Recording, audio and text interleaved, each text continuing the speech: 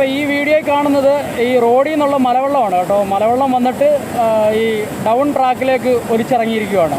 Down ട്രാക്കിൻ്റെ down സൈഡിൽ, അതായത് right സൈഡിൽ ട്രാക്കിൻ്റെ ബലാസ്റ്റ് മൊത്തം പോയിട്ടുണ്ട്. ഈ ബലാസ്റ്റ് പോയിട്ട് താഴെ ഒഴുകി പോയിട്ട് അപ്പിലേക്കുള്ള ട്രാക്കിൽ, ആ ട്രാക്കിലാണ് മൊത്തം ബലാസ്റ്റും പോയേക്കുന്നത്.